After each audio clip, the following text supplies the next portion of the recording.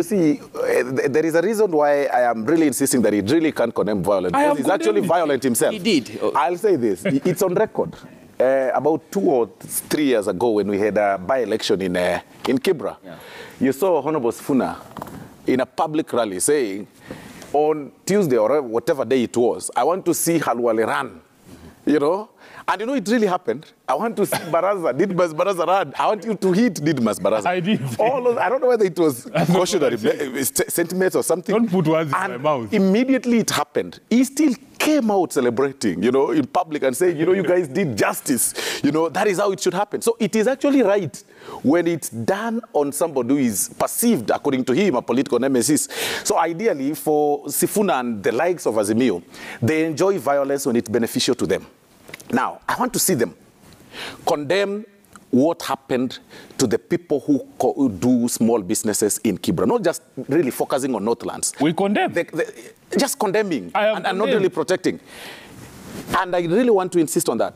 You saw Kebaso, there's a gentleman called Kebaso, he lost his business in Kibra. There's a lady that, out of course, protest and such like that, lost her son. We haven't seen ODM visit them or Azimio visit them. How did the son die? Or such like that.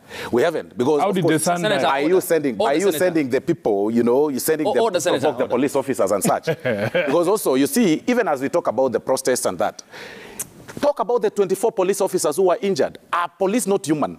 Can they be protected? Like, a police officer should be hit by a stone thrower and we keep quiet. He should just die because he's a police officer. Why do we just focus on the police, on things that have been done against the public and not against the police officers? Those are our sons and daughters. You've seen on videos people throwing stones at police and arrows. I saw in Kisumu, you know, learning how to throw arrows because they actually do not know, you know, trying to target the police officers. But even then, why are these people very dishonest? Because at the time, slightly before elections, the price of unga was at 230 shillings. I mean, really, it's in public domain. No, even with the unga subsidy, it was at about 233, 235. That's a lot. Right now, it is true. I mean, the Kenyans know. Right now, the price of unga is at 190. And because we are putting measures, you know, subsidy should be on production, and we are putting measures, you know, to curb this whole cost of living and such like that.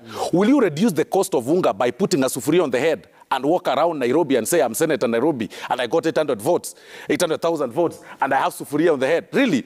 This is a lawyer, a counsel, a learned guy putting a sufuria on the head and telling people that we'll help you reduce the cost of unga. We'll tell William Ruto to declare the prices at 70 shillings.